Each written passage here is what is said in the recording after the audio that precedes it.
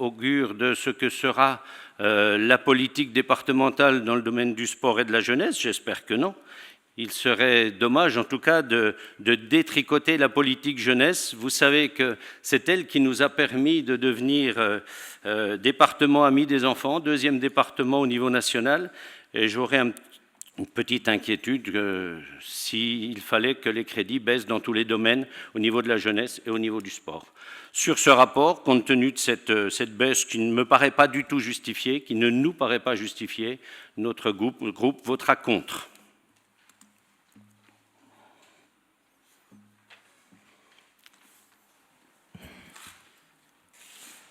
Ludovic Fagot. Merci Madame la Présidente. Je vais apporter quelques éléments de réponse par rapport à l'intervention de Monsieur Nappé. Effectivement, au niveau des chiffres, on peut leur dire tout ce qu'on veut. Vous notez une baisse de 20%. Néanmoins, sur une année civile, donc d'activité physique pour des jeunes, sur 10 mois, ça fait une baisse de 0,50 centimes d'euros, enfin de 50 centimes d'euros par famille bénéficiaire donc de cette aide du doux passeport, donc 50 centimes d'euros de baisse en moins pour les familles qui en bénéficiaient. Néanmoins, ce nouveau dispositif, et vous oubliez de le rappeler, permet à 300 jeunes de plus, notamment les jeunes sapeurs-pompiers, de pouvoir bénéficier aussi de cette aide-là. Donc ça, c'était le premier point que je voulais aborder avec vous. Donc nous aurons quand même 3000 jeunes qui pourront bénéficier de ce dispositif, ce qui n'était pas le cas auparavant. Et au regard aussi du besoin que nos casernes à l'échelon départemental ont vis-à-vis de l'engagement des jeunes au niveau des jeunes sapeurs-pompiers, il nous semblait intéressant de pouvoir ouvrir ce dispositif donc, aux jeunes sapeurs-pompiers. Deuxièmement, vous avez parlé éventuellement de détricoter la politique jeunesse. Madame la Présidente l'a rappelé dans son propos préliminaire, et vous n'êtes pas sans savoir que nous subissons bien sûr de plein fouet le désengagement de l'État. Donc, à un moment donné, il faut aussi que l'on puisse prendre nos responsabilités par rapport à cela. Et puis le dernier point, au regard des derniers budgets prévisionnels qui avaient pu être alloués pour ce dispositif-là, nous étions à 2600 élèves bénéficiaires en 2015, 2600 en 2013-2014, soit 78 000 euros sur 2013-2014. Donc il nous semblait intéressant également de réajuster donc, le budget prévisionnel 2016 sur ce dispositif-là par rapport au réalisé des années précédentes.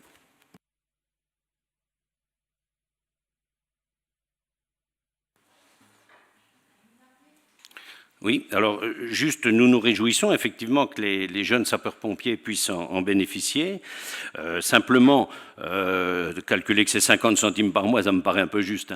Je crois que la licence, elle est prise au début du mois de septembre par les familles. Ce sont les familles les plus en difficulté, puisque ce sont celles qui bénéficient de l'allocation de rentrée scolaire. Donc, c'est bien au mois de septembre que la licence se paye, elle ne se paye pas toute l'année.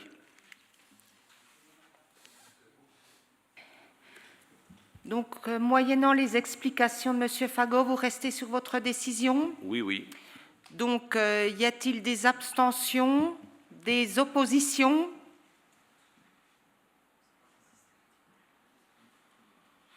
Donc, le rapport est adopté à la majorité. Alors, rapport suivant, numéro 401, donc convention d'application de la Convention interrégionale du Massif du Jura 2015-2020. Monsieur Alpi. Merci Madame la Présidente. C'est bon. Il vous est proposé une nouvelle convention d'application de la Convention interrégionale du Massif du Jura 2015-2020. L'État et les régions de Franche-Comté et de Rhône-Alpes ont signé une nouvelle génération de conventions interrégionales de massif pour cette période.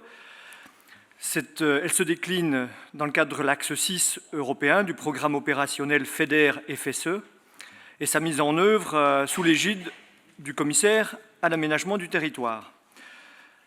Elle vise notamment à consolider et conforter les atouts du massif dans les respects des objectifs de développement durable. Pour ce faire, cette nouvelle convention de massif est organisée autour de 4 objectifs et de 9 fiches mesures, dont vous avez le détail. Améliorer l'attractivité des territoires du massif par une amélioration de l'offre et des services aux populations, résidentes et touristiques, et aux entreprises. Premier axe, où on mobilise 500 000 euros.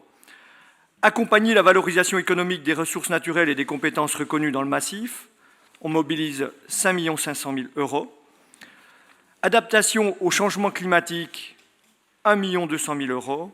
Et développer les coopérations intermassifs et la coopération territoriale avec la Suisse, 200 000 €. Vous avez les détails de la maquette financière joint au dossier. Une clause de revoyure est prévue à l'automne 2016, parallèlement à celle de la convention de massif introduite pour prendre en compte les nouveaux périmètres régionaux et intégrer les transferts de compétences qui pourraient intervenir le 1er janvier 2017. Il vous est demandé de décider de participer à cette convention, autoriser Madame la Présidente à signer cette convention, et puis aussi de procéder à un ajustement de représentation, puisque nous avions nommé un membre, Gérard Galliot, me semble-t-il, dont la candidature ne peut être retenue. Et c'est Claude Delaval qui serait en capacité d'Alaval. Excuse-moi, Claude. Madame la Présidente, voilà ainsi présenté ce rapport dans l'intérêt du massif du Jura. Merci, Madame. Donc, sur l'ensemble de ce rapport, avec les différentes propositions, notamment la désignation donc, de Claude Delaval en remplacement de Gérard Galliot et l'ensemble des préconisations, y a-t-il des abstentions, des oppositions?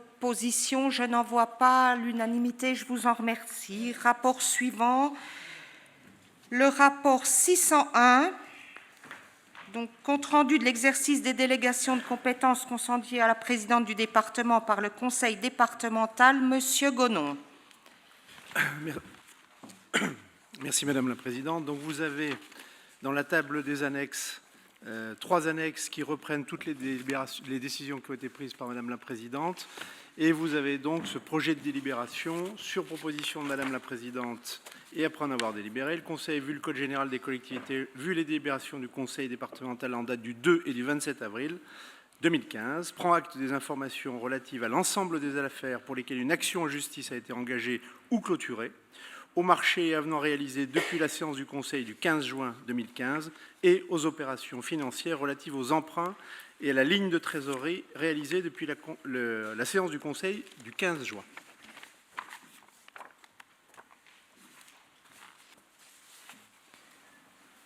Nous passons au vote. Y a-t-il des oppositions, des abstentions? À l'unanimité, je vous en remercie. Donc, le rapport suivant, le 602, donc demande de garantie d'emprunt présentée par Accentia. Donc, c'est un rapport qui est ajourné simplement puisque la délibération n'a plus d'objet du fait du refus de l'association Les Bruyères, futur gestionnaire habilité par le département à signer le bail avec la société Accentia. Donc, nous passons au rapport suivant, le rapport 603. Je passe la parole à Madame Rochebaud. Merci Madame la Présidente. Donc, le rapport 603 concerne les ressources humaines. Donc, plusieurs points sont abordés dans ce rapport, donc, notamment l'évolution de poste. Donc, l'évolution de poste, en ce qui concerne l'équilibre budgétaire, un enjeu majeur, et la stratégie de gain de poste. Donc, pour le budget primitif 2015, l'objectif de gain de poste est de 20 à 30 postes. L'action menée donc consiste à interroger nos organisations afin de gagner en efficacité sans remise en cause du niveau de service. Donc, au niveau de ces suppressions de postes, donc 5 suppressions aujourd'hui, qui consistent en un poste relevant du cadre d'emploi des ingénieurs à la direction des routes et des infrastructures, un poste relevant du cadre d'emploi des ingénieurs à la direction de l'éducation, du patrimoine et des transports, un poste relevant du cadre d'emploi des attachés territoriaux à la direction de la jeunesse, des sports et de la culture, un poste relevant du cadre d'emploi des rédacteurs à la direction du développement et de l'appui au territoire, et un poste relevant du cadre d'emploi des adjoints administratifs à la direction des routes et des infrastructures. Je précise que ces suppressions de postes sont faites suite à la concertation avec les différentes directions. Des transformations, par ailleurs, des transformations de postes donc, qui résultent notamment d'adaptations suite à recrutement. Donc, un poste relevant du cadre d'emploi des techniciens transformé en ingénieurs à la DEPT, un poste relevant du cadre d'emploi des rédacteurs transformé en adjoint administratif à la DRH, un poste relevant du cadre d'emploi des administrateurs transformé en attaché à la DFAJ, un poste relevant du cadre d'emploi des adjoints administratifs transformé en rédacteur à la MDPH et un poste correspondant à un emploi spécifique transformé en technicien paramédical. Une autre transformation correspond à une demande de changement de filière pour favoriser une évolution de carrière. Donc, cela consiste en la transformation d'un poste de puéricultrice cadre de santé en un poste d'attaché, donc rendu possible par la nature des missions exercées qui peuvent légitimement relever de la filière administrative. Nous avons par ailleurs 2 créations de postes sans incidence financière pour la collectivité. La première de ces créations intervient suite au départ en retraite d'un ouvrier des parcs et ateliers qui sera remplacé par un agent territorial. Et la seconde création de poste vient s'inscrire dans le cadre du développement de la mission numérique des collèges en lien avec la loi Payon et en le recrutement d'un administrateur système et réseau, donc, qui viendra renforcer la mission numérique dans les collèges de la DEPT. Donc, la note au rapporteur précise que cette création de poste est sans incidence financière puisque précédemment, nous avions recours à une société externe qui a cessé son activité. Et aujourd'hui, donc, cette création de poste intervient dans les besoins que nous sommes amenés à mettre en place dans le cadre de la loi Payon. Et ce n'est qu'une première étape par rapport à cette nouvelle compétence, puisque nous devrons monter en charge progressivement dans l'exercice de cette nouvelle compétence dans la période de transition de 2 ans qui a été reprécisée précédemment par Madame la Présidente. Le deuxième point concerne une modification réglementaire du régime indemnitaire. Le décret du 29 avril 2015 a supprimé l'indemnité exceptionnelle instituée le 1er janvier 1998 afin de compenser la perte de salaire subie par les fonctionnaires déjà en poste lors du transfert de la cotisation salariée d'assurance maladie vers la contribution sociale généralisée. Donc, cette mesure est supprimée par la loi du 29 avril et afin de lisser dans le temps la suppression de cette indemnité, celle-ci est remplacée par l'indemnité dégressive qui diminuera progressivement en fonction de l'augmentation de la rémunération des agents. Donc, le montant mensuel brut de l'indemnité dégressive a pour vocation à se réduire jusqu'à extinction lors de chaque avancement d'échelon, de chevron ou de grade à due concurrence du montant résultant de l'augmentation du traitement indiciaire brut de l'agent, uniquement lorsque l'indice majoré détenu par l'agent est supérieur ou égal à 400. Pour les agents dont l'indice majoré est inférieur à 400, la loi du 29 avril prévoit qu'ils ne se verront pas appliquer cette dégressivité. Le troisième point concerne l'adaptation du service rendu en fonction des besoins des usagers aux archives départementales. Il faut noter qu'au niveau des archives départementales, ces dernières années, nous avons connu une profonde modification des besoins des usagers, avec une fréquentation extrêmement réduite le samedi matin en 2015 et des services à distance qui sont de plus en plus sollicités. Dans un souci d'adaptation aux services rendus aux usagers, il vous est proposé des aménagements au système actuel qui seront à mettre en œuvre à compter de la rentrée des vacances de la Toussaint.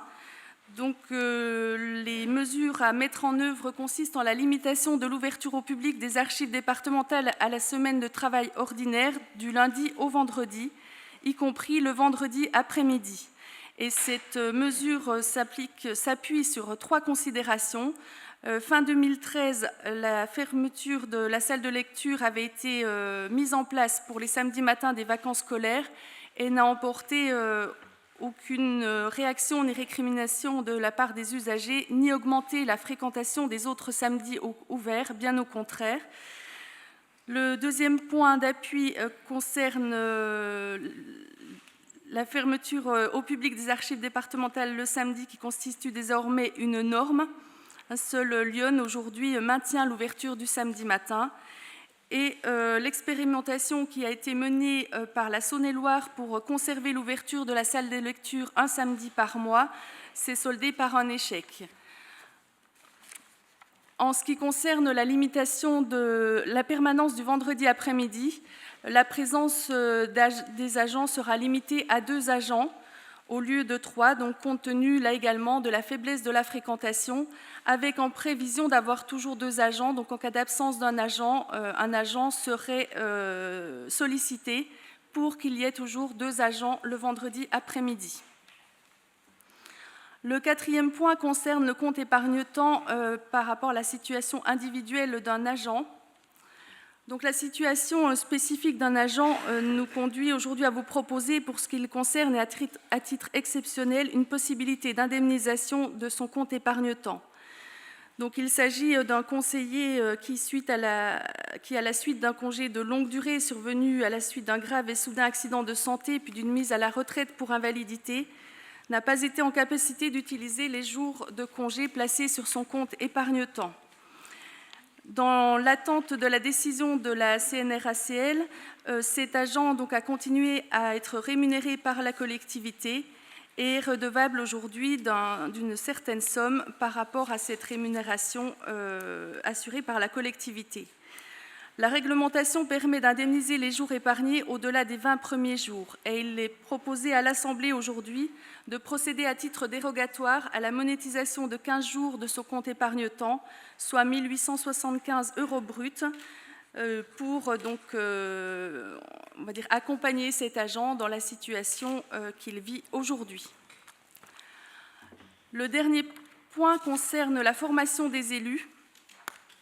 Donc aujourd'hui, la formation des élus revêt une dimension fondamentale, compte tenu des enjeux particulièrement importants auxquels nous sommes en tant qu'élus amenés à faire face, dans le contexte d'évolution que nous connaissons aujourd'hui.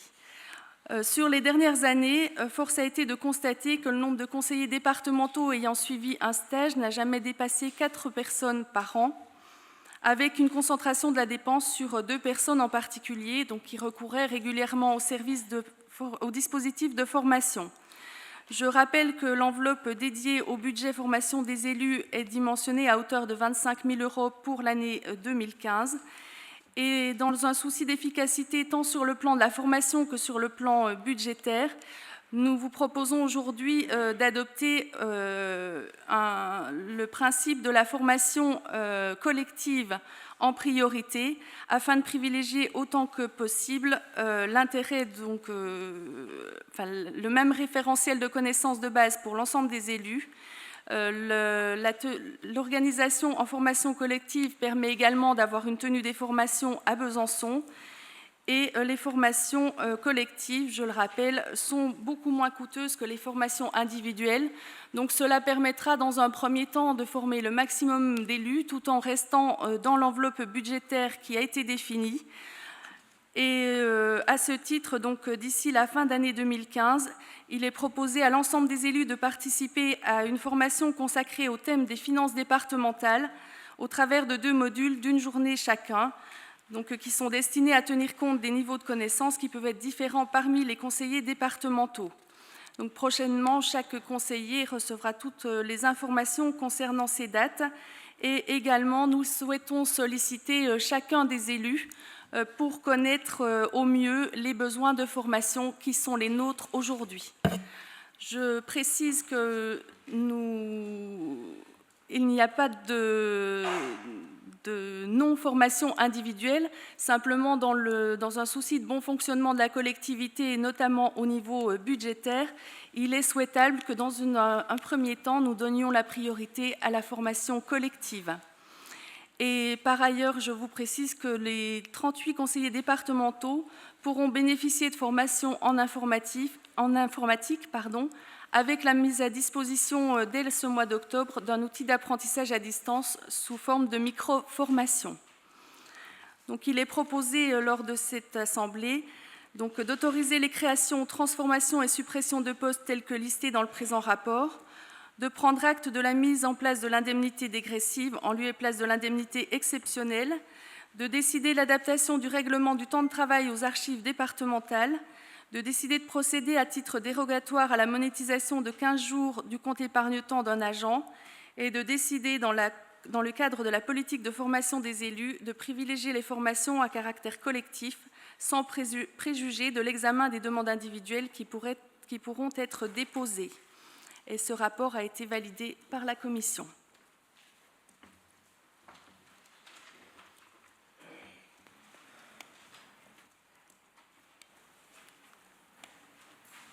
Madame Leroy. Madame la Présidente, qu'il s'agisse des salariés exerçant dans le privé ou dans le public, le droit universel à la formation continue à tout âge de la vie nous paraît fondamental. Avec la décentralisation, ce droit a été aussi reconnu et étendu aux élus locaux. Aujourd'hui, vous proposez de renforcer la formation collective. Cette initiative semble pertinente, à condition néanmoins qu'elle ne remette pas en cause le droit à la formation individuelle des élus. Chaque élu est en effet libre de choisir les formations qu'il souhaite suivre, dans les limites évidemment des crédits inscrits et à condition que l'organisme de formation soit agréé par le ministère de l'Intérieur. À cet égard, le point 5 de la délibération de la page 9 apparaît très restrictif. C'est pourquoi, afin de nous permettre de voter ce rapport, nous vous proposons de le modifier en remplaçant la phrase « sans préjuger de l'examen des demandes individuelles qui pourront être déposées » par « tout en garantissant le droit à la formation individuelle de chaque élu ».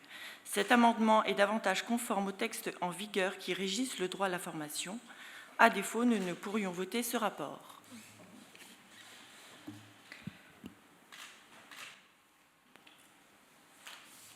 Alors, si vous voulez bien restipuler la modification. La modification, il s'agit dans la dernière page, page 9, Alors, le point 5. Attendez qu'on revienne sur le rapport. Voilà.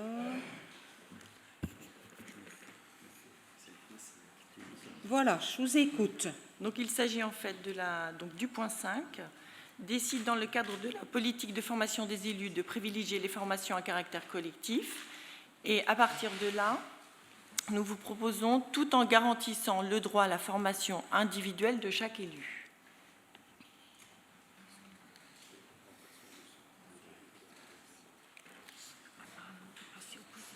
Oui, ben écoutez, je crois qu'on peut prendre ça en compte.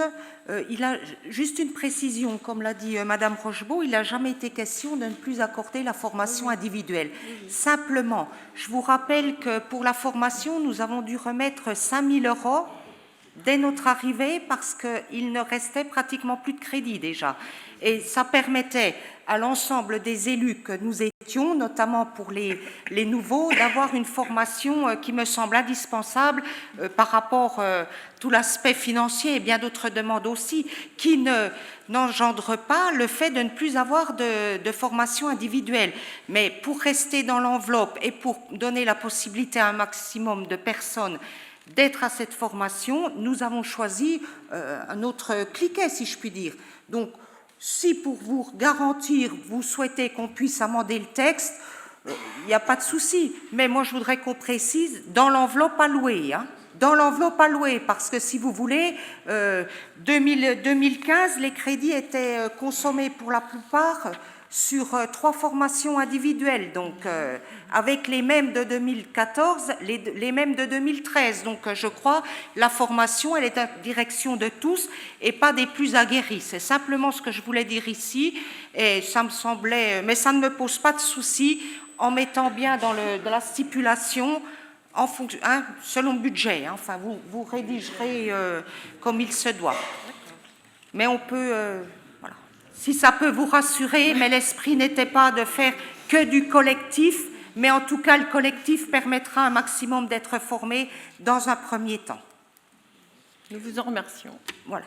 Donc, moyennant comment dirais-je, le petit amendement sur le point 5, donc pas d'abstention, pas d'opposition, à l'unanimité, je vous en remercie. Alors, nous passons au dossier 604, politique d'exonération en matière de taxes foncières sur les propriétés bâties, la CVAE, droit de mutation à titre onéreux et taxes d'aménagement. Monsieur Gonon. Merci Madame la Présidente. Je vous ferai la grâce de vous lire les 2 pages complètes de délibération. J'irai directement au principe général qui est de reprendre l'intégralité des exonérations que le département a déjà adoptées. et de l'étendre éventuellement aux nouveaux quartiers dits prioritaires dans le cadre de la politique de la ville, comme l'a tout à l'heure indiqué Madame la Présidente.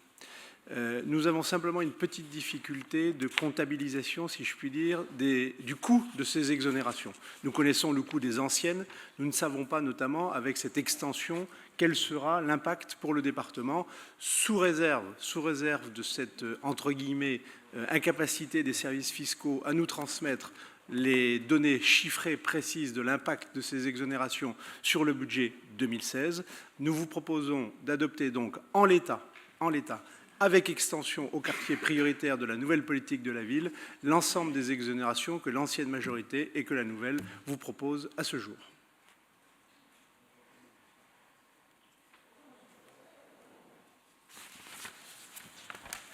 Donc ça n'appelle pas de commentaires particuliers, donc nous pouvons...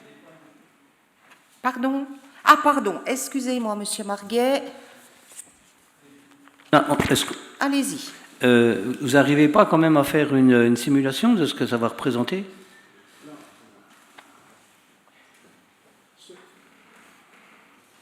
Non, c'est là. Seuls les services fiscaux sont en état de faire cette simulation. Nous n'avons pas, nous, ici, la capacité à l'intérieur du département de faire ces simulations. À ce jour du 28 septembre, ils ne nous ont pas transmis, pour l'année 2016, les nouvelles conséquences de cette politique d'exonération étendue aux quartiers prioritaires. Donc, ce que nous vous proposons simplement, c'est l'année prochaine, nous partons cette année sur cette exonération globale, et l'année prochaine, nous ferons le bilan avec des chiffres beaucoup plus précis et nous les soumettrons à nouveau à l'Assemblée. Ceci dit, je n'ai pas de chiffres plus précis que ceux que nous vous avons indiqués dans le rapport à ce jour.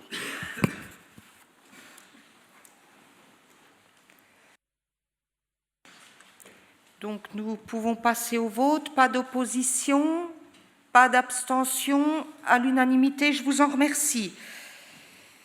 Le 605, taxe sur l'électricité. Monsieur Gonon. Merci Madame la Présidente. Donc la taxe sur l'électricité résulte de l'application d'une multiplication à 3 inconnus. La consommation, un tarif, ce tarif est arrêté par le national, et un coefficient multiplicateur qui est arrêté par le département.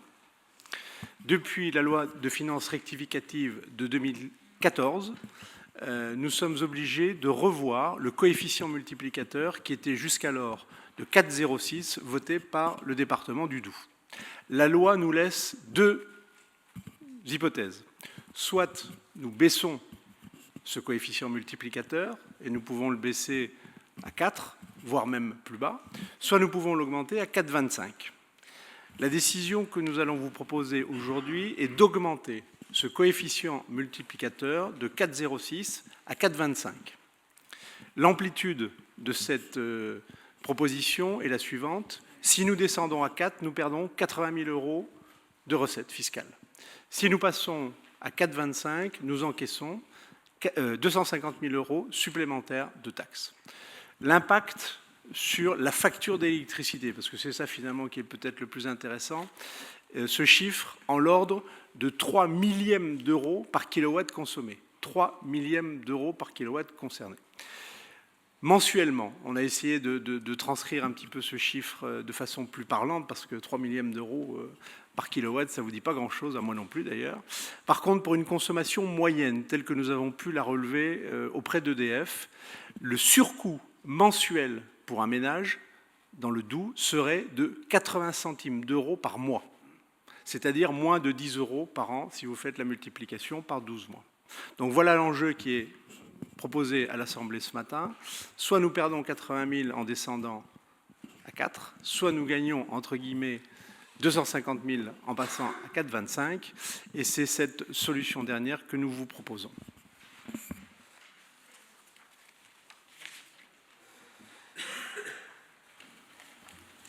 Madame Duvernois. Oui, Madame la Présidente, mes chers collègues. Donc, effectivement, on prend acte ici de votre volonté d'augmenter la taxe d'électricité, le coefficient plus précisément, qui était depuis 2012 de 4,06. Et vous aviez la possibilité, soit effectivement, vous l'avez précisé, de le mettre à 4, donc admettez une très faible baisse, soit de l'augmenter, au contraire, à 4,25. Cette décision représente à mes yeux une triple incohérence. Une incohérence tout d'abord avec le discours national sur le trop d'impôts. Je n'insiste pas, ce n'est pas l'objet du débat dans cette enceinte. Ensuite, une incohérence avec votre refus d'hier d'augmenter les taux des droits de mutation qui passaient de 3,8 à 4,5 propos. À ce propos, vous déclariez le 15 juin dernier: les choix nationaux ont ainsi consisté à accroître encore la pression fiscale sur le citoyen à travers l'augmentation du taux des droits de mutation. Je rappelle simplement que cette disposition ne s'appliquait pas à tous les contribuables, contrairement à celle que vous proposez aujourd'hui, mais c'était uniquement à celui qui s'engageait dans une transaction immobilière. Rappelons aussi surtout que cette disposition était entre autres offerte par l'État pour compenser le coût des 3 allocations individuelles de solidarité, l'APA, le RSA et la PCH. Cette décision était alors réclamée de longue date par l'ensemble des départements et de toute sensibilité politique confondue. Enfin, une incohérence avec l'argumentation développée dans le dossier précédent relatif aux exonérations de taxes, où vous affirmez avec force votre double engagement politique de stabilité fiscale et de soutien à l'emploi. Pour ceux qui n'auraient pas compris, c'est même répété 3 fois. Et voilà que ce double engagement se brise sur la taxe d'électricité. On ne peut pas dire une chose et faire son contraire. Et au final, ce sont bien les entreprises, les collectivités, les habitants du Doubs qui seront pénalisés par cette augmentation. J'ai bien entendu la faible augmentation, mais une augmentation tout de même. En outre, j'insiste aussi sur le fait que cette hausse intervient au moment même où les entreprises recommencent à investir, plus 0,3% au second trimestre d'après l'INSEE, au moment où la consommation des Français repart à la hausse. Il s'agit donc ici d'un bien mauvais signal envoyé par le département. C'est pourquoi le groupe socialiste et divers gauche votera contre cette hausse d'impôts.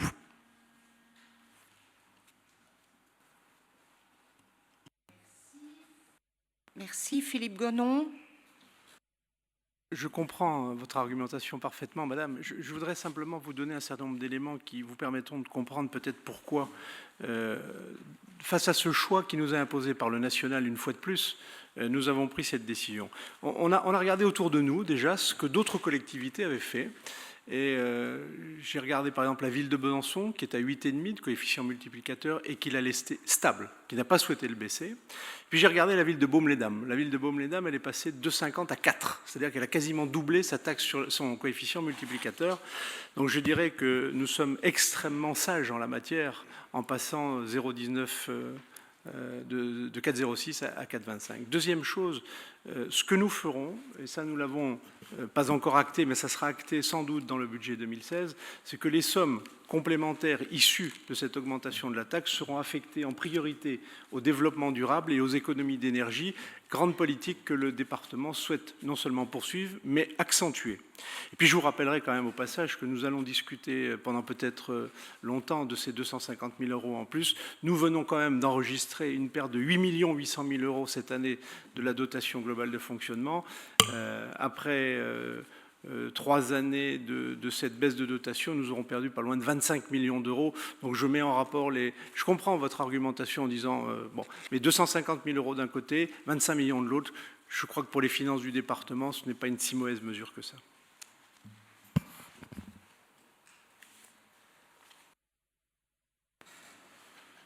Pas d'autres prises de parole? Où c'est que je suis là? Ah, excusez-moi, Monsieur Barbier, allez-y. Oui, Madame la Présidente, merci. Je regrette que chaque fin de débat se termine effectivement sur le thème de la dotation de l'État, diminution, diminution. J'entends bien les contraintes qui sont demandées aux collectivités. Elles sont sans doute nécessaires ou demandées au moins une réflexion. C'est le sens de ce qui nous est proposé en termes de gestion budgétaire. Par contre, je regrette systématiquement ce positionnement sur des baisses de dotation, sans vouloir présager de ce qui se passera aux prochaines présidentielles. Je pense certainement que d'autres chiffres ont été annoncés sur un plan de réduction de 140 milliards, ce qui laisserait présager pour le coup des efforts encore bien plus conséquents. Donc, sans arrêt ressortir cet argument de baisse de dotation de l'État devient à la limite très contre-productif. Les réalités sont celles qu'elles sont. Et je pense qu'on abordera plus sereinement les différents échanges sans cesse se retrancher derrière cette baisse de dotation. Voilà. Quant à M. Gonon, effectivement, nous faire presque croire, c'est un certain talent, que la note sera moins salée tout en augmentant le coefficient. Bon, voilà, sans commentaire.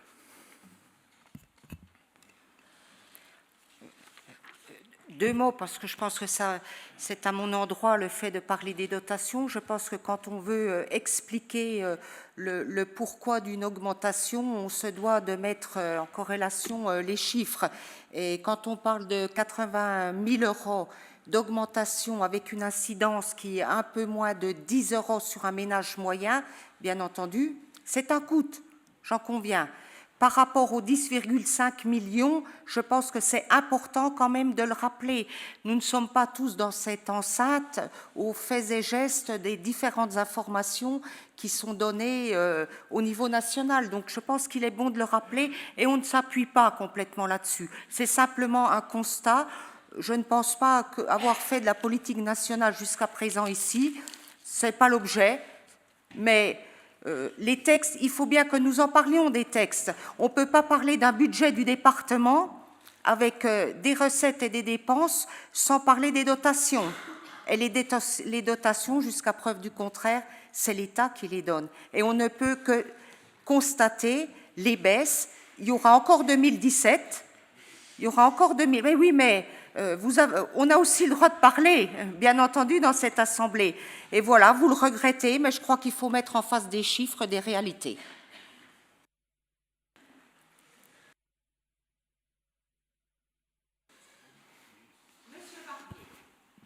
Merci, Présidente. Moi, j'entends que vous entendez vous donner du temps.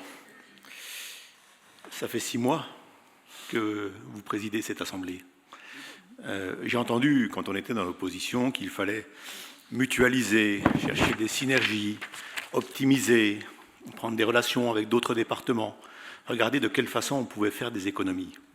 Moi, j'aurais préféré, honnêtement, si ça ne représente pas une grosse augmentation, 250 000 €, et la baisse, c'était 80 000. Moi, j'aurais préféré que vous preniez la décision, parce qu'il n'y a pas que les ménages. Il y a aussi tout ce qui est petits artisans, commerçants, agriculteurs.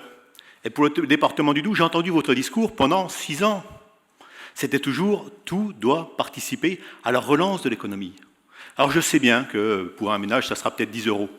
Et ça sera peut-être même plus pour celles et ceux qui n'ont pas les moyens d'avoir un chauffage de qualité, économe en énergie. Certainement pour les plus faibles d'entre nous au sein du département du Doubs. Ça sera certainement beaucoup plus aussi, peut-être pour commerçants, artisans, PME, PMI, agriculteurs, et pour 80 000 €, honnêtement. Moi, je pense que ça aurait été un acte fort de votre part, de peut-être pas vous laisser être sous le charme d'un certain nombre de vos services qui vous ont dit qu'ils avaient besoin de ces 80 000 €, mais plutôt de leur demander, une nouvelle fois, comme vous nous l'avez proposé, comme nous avions commencé cette démarche sur les achats des services, sur un certain nombre de marchés que nous avons lancés. Moi, je me suis toujours opposé à cette augmentation, parce que voilà, c'est de l'argent public. Tout ce qui peut participer à la relance de l'économie, tout ce qui peut permettre à relancer le pouvoir d'achat de nos populations, eh bien, nous devons le mettre en avant. Nous devons nous battre pour cela. Alors moi, j'entends que vous souhaitez vous donner du temps. Mais il y avait une décision qui était simple. Celle-là, elle était facile. 80 000 €. Et c'était quand même pas difficile à trouver, ceux-là. Ne me dites pas que c'était compliqué. Je partage avec le conseiller départemental David Barbier sur le fait que l'histoire des dotations qui baissent, voilà, vous pouvez nous la resservir encore quelques temps, mais ça commence un tout petit peu, vous l'avez compris, à nous user. Ce qu'on attend de vous, vous êtes arrivés, de vous mettre au travail, d'être dans l'action, de ne pas nous renvoyer au mois de février l'année prochaine, et véritablement, de faire ce que nous avons fait, rechercher des marges de manœuvre chaque fois que nous avons pu les trouver. Et je pense qu'il y a des belles opportunités, vous le savez tout comme moi, je dirais avec les autres départements. Vous pouvez rentrer, je veux dire, en synergie, en optimisation. On peut gagner en efficience. On peut regarder de quelle façon on mutualise un certain nombre de nos prestations pour faire des économies. Oh que oui, vous verrez, on y arrivera. Je n'ai pas de doute là-dessus. Ce qui a été fait dans toutes les entreprises, et ceux qui travaillent dans les entreprises le savent bien, ce qui a été fait dans toutes les entreprises. Et nos départements ont, à mon avis, vocation à travailler entre eux, à chercher effectivement, comme le font d'ailleurs les communes à travers la loi NOTRe, comme on leur demande de le faire. Ce n'est pas parce que les départements ne sont pas supprimés qu'il leur est interdit de regarder de quelle façon ils peuvent être plus économes. Et quand ils sont plus économes, c'est tout ce qui peut être gagné pour l'ensemble de la population du département du Doubs. Pour 80 000 €, honnêtement, moi j'aurais préféré, et je voterai contre, comme mes collègues, j'aurais préféré effectivement qu'on prenne une décision. Ça aurait été une belle décision. C'est pas trop tard d'ailleurs pour la prendre, me semble-t-il. Voilà, de revenir, chère présidente, et ça serait un acte fort de votre part. Je viens là vous revoir quelques instants en vous disant 80 000 €, envoyez ce message, comme quoi effectivement les collectivités locales peuvent être un petit peu moins gourmandes dans les temps qui viendront en argent de la population. Merci. Alors, merci pour ce beau plaidoyer, mais bon, j'aime pas trop cette leçon tout le temps. Cette leçon, faites ci, présidente, faites ça, faites mieux. Mais je le prends avec beaucoup d'humour aujourd'hui parce que si nous parlons de la baisse des dotations, vous parlez toujours de la... Vous nous incitez à prendre une leçon chaque fois, mais bon, c'est une boutade. Sur l'interdépartemental, depuis le 2 avril, j'y travaille, toutes tendances confondues. Je pense que vous me connaissez suffisamment. J'ai rencontré mes collègues, que ça soit Yves Cratinger, que ça soit Clément Pernaut, que ça soit Florian Bouquet, que ça soit les collègues de Bourgogne. Il y a celui de la Nièvre que je n'ai pas encore rencontré parce que le moment ne s'y est pas fait. Donc je crois sur le partenariat, ça faisait partie de notre projet de mutualiser. Il y a bien d'autres choses à mutualiser. Il y a les satellites, il y a beaucoup de choses que nous allons invoquer ensemble. Donc là-dessus, ne vous faites pas de soucis, on avance et on nous travaille. Alors je pense que les services vont être ravis d'entendre qu'il faut faire encore des économies. La lettre de cadrage, c'est -8 pour toutes les directions. Pour toutes les directions. Donc je crois qu'ils sont déjà très comprimés par rapport à la mission qui est donnée. Donc on fait des économies au département. Vous l'avez vu, elles sont substantielles pour l'instant. Et si nous voulons tenir le budget, eh bien, nous serrons déjà maintenant. Alors, leur demander un peu plus, moi je pense que ça s'appelait, la sirène doit être Monsieur Brenière, puisque je me tourne vers vous, hein, Monsieur Brenière, donc j'ose espérer que vous serez en capacité, en tout cas, de trouver plus de 80 000 € pour le budget 2016, parce qu'il en manquera beaucoup. Là, pour le coup, on aura beaucoup de difficultés à faire. Alors, la lenteur, les 100 jours, le projet départemental, vous aussi, pardonnez-moi, j'utiliserai bien un mot un peu de chez nous, j'ose pas le dire quand même en séance, mais vous êtes dans le même registre que nous. Nous parlons des dotations, vous parlez du projet qui n'avance pas, la longueur, la lenteur, le manque d'investissement, le peu de travail, les économies à faire. Écoutez, nous nous retrouverons au budget 2016. Et je vous propose de passer au vote. Ah, il y a encore une... non. Donc j'ai cru comprendre qu'il y avait des oppositions.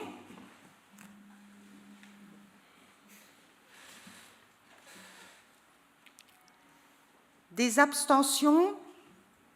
Donc le rapport est validé à la majorité.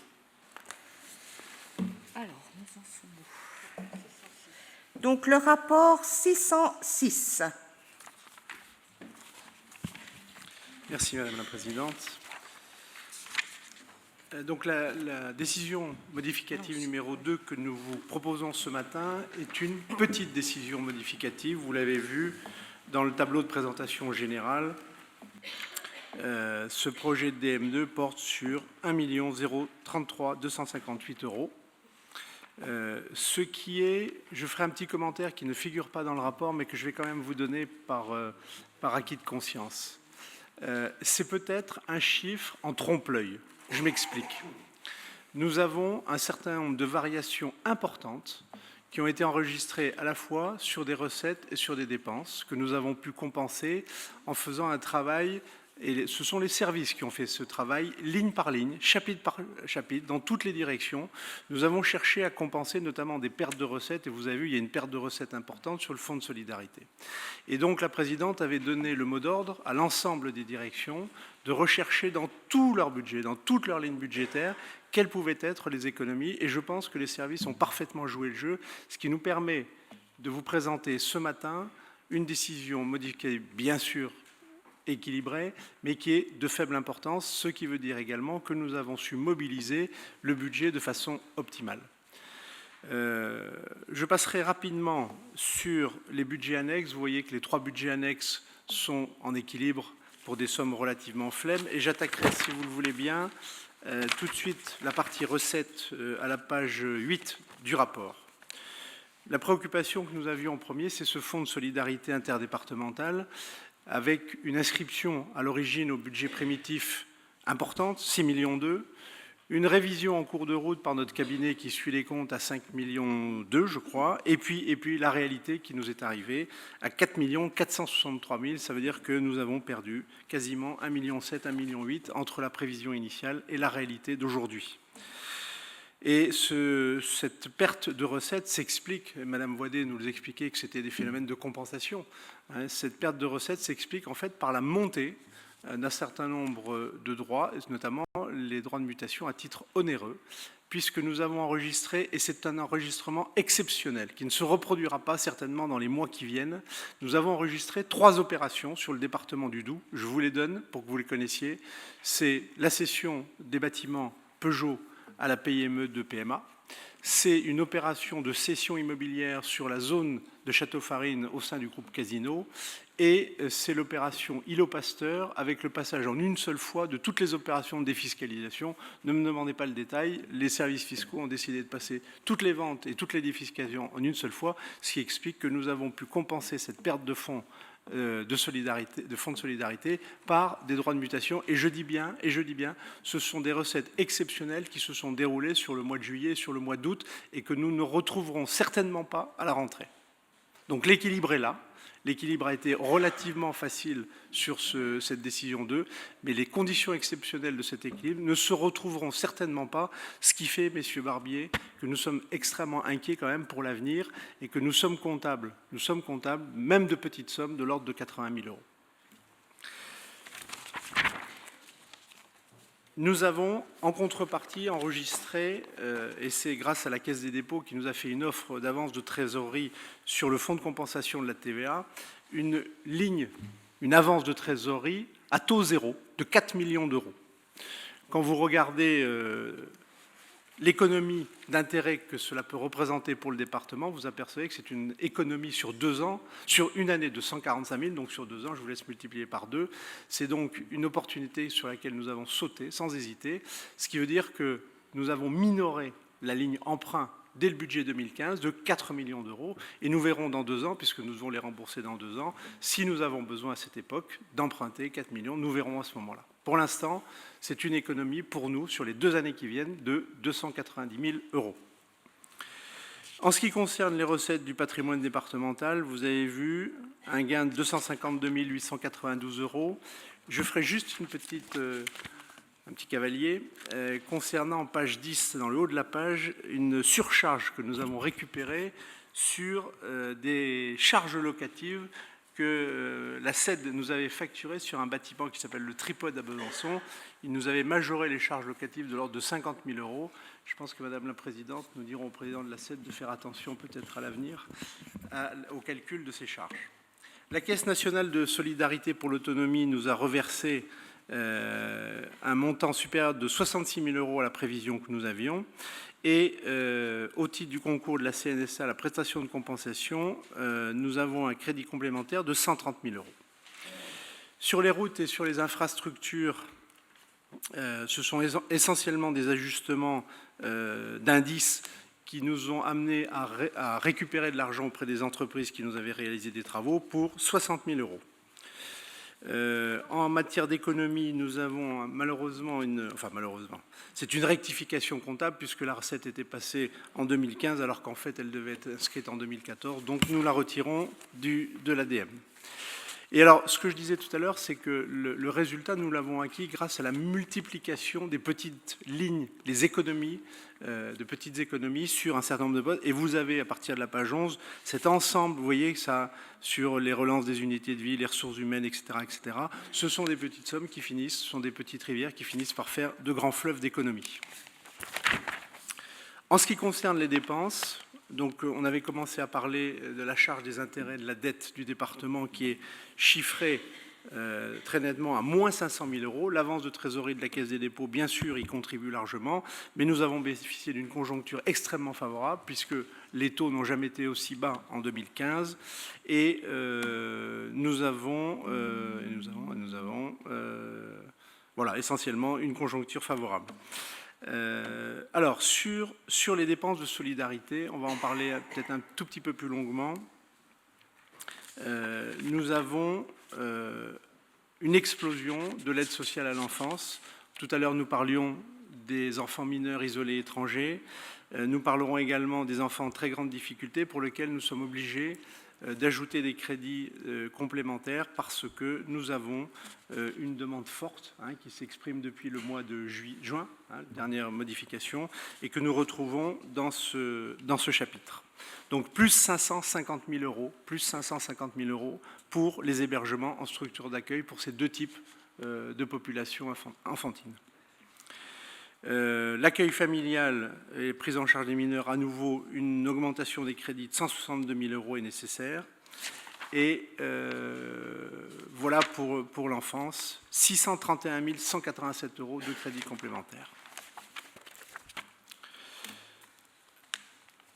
En ce qui concerne les personnes âgées et les personnes handicapées, là, la situation est totalement différente puisque nous avons, sur la prévision 2015 rectifiée, une économie de 609 000 euros, quasiment à égalité entre l'APA et la PCH. Sur le RSA, c'était, vous savez, le grand souci de notre dernière discussion modificative, c'est en début d'année une explosion des allocations versées. Nous étions sur un trend qui était supérieur à la prévision du budget initial. Heureusement, il semblerait que pendant l'été, les demandes d'allocation se soient ralenties et que nous soyons revenus dans la hausse de 7% qui était inscrite au budget et que nous avons conservé. Ceci dit, si vous avez lu comme nous la presse, vous voyez que l'augmentation du chômage, quand même, malgré une accalmie au mois de juin, au mois de juillet, est repartie à la hausse en août. Et donc on se demande quelle va être, pour la fin de l'année, la demande en allocation RSA socle, puisque c'est celle-là qui nous intéresse au plus haut point. Nous enregistrons avec satisfaction, bien entendu, cette pause, entre guillemets, j'espère, qui se poursuivra dans les mois qui viennent. Ceci dit, nous sommes quand même extrêmement attentifs à l'évolution des allocations RSA.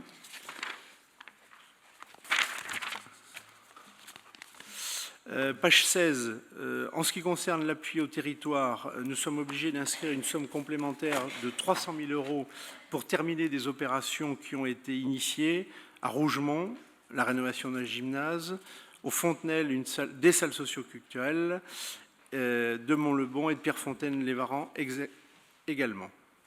Et donc, nous ferons un transfert de crédit sur les lignes de subvention, voirie, réseaux divers, construction publique, etc. Éducation et patrimoine, nous inscrivons un crédit complémentaire de 269 981 euros ventilé à la fois sur les actions éducatives, 191 981, et le patrimoine départemental. Et pour en terminer, jeunesse, sport et culture, extrêmement sage, de même que la ligne frais de personnel et dépenses de gestion. Voilà pour les principales dépenses. Restent les ajustements d'AP, d'autorisation de programme et d'engagement. Globalement, le montant des autorisations reste inchangé à l'issue de cette décision modificative numéro 2. Nous vous proposons quelques aménagements, quelques ajustements, que ce soit dans le cadre du portail régional, au titre des avances économiques et des aides économiques accordées sous forme de subventions aux entreprises, et un dégagement de 300 000 sur le programme contrat de plan État-région et une majoration d'AP de 200 000 au titre du programme de construction publique. Voilà l'essentiel des mesures que nous avons prises dans le cadre de cette décision modificative. Et je vous propose, Madame la Présidente, de passer au vote de cette délibération portant à la fois sur la décision modificative et sur les ajustements de programmation pluriannuelle.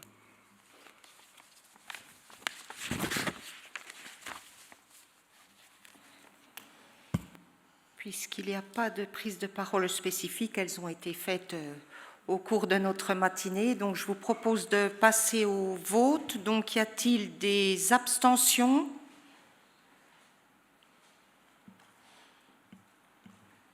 Des oppositions? Donc, le rapport est adopté à la majorité. Donc, il me reste à vous faire... Pardon. Oui, on fera passer le...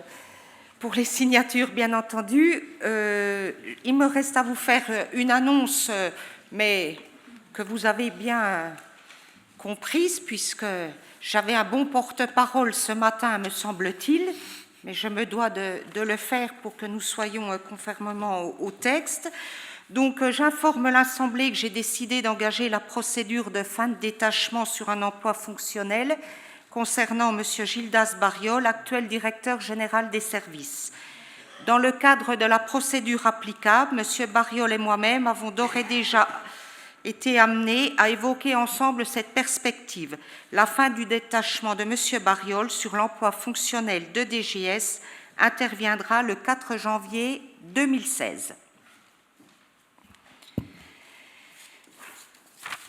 Une autre information aussi donc, concernant, alors je ne sais pas par rapport au planning, il est 11h44.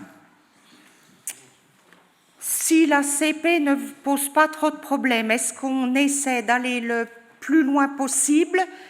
Parce que bon, la CP, je veux dire, on n'est pas dans le détail de... Ça a été vu en commission. On essaie d'aller le plus loin possible, peut-être même de la boucler ce matin, sachant que nous avions prévu une démonstration donc en début d'après-midi de l'outil de formation micro-learning, justement dans ce cadre aussi de la formation. Donc, par rapport au timing, ça ira? On essaie d'embrayer sur la CP. Est-ce que tout le monde en est d'accord? Oui? Donc, on fait quand même 5 minutes de suspension de séance, puisqu'on ne peut pas engager directement. Il me reste à vous remercier toutes et toutes pour les remarques, en tout cas les réflexions, la participation de tout un chacun. Nous ne sommes pas d'accord sur tout, mais c'est le débat démocratique qui nous amène ainsi. En tout cas, ce que je souhaite pour les jours, les semaines et les mois à venir, c'est que nous puissions mettre en commun l'ensemble de nos réflexions par rapport aux 5 ans à venir pour essayer d'être au plus près du terrain, des hommes et des femmes qui y vivent, et que nous puissions, malgré les contraintes, je fais un clin d'œil aux deux frères Barbier, que nous puissions quand même construire un budget qui soit à la hauteur des ambitions de ce département. Je remercie aussi bien sûr l'ensemble des services. Ce budget, cette DM, elle était certes pas très importante en montant puisqu'il n'y a pas eu d'ajout de crédit, mais elle était quand même compliquée, en tout cas dans l'articulation. Et puis merci aussi à Séverine qui suit et enregistre nos débats, quelquefois avec un peu de difficulté quand nous nous emportons les uns et les autres. Monsieur Barbier souhaite la parole. Je lui redonne. J'ai bien compris, Présidente. Tout vient à point, à qui sait attendre. Merci, mon cher collègue. Donc, 5 minutes de suspension de séance. Alors, 5 minutes, c'est 5 minutes.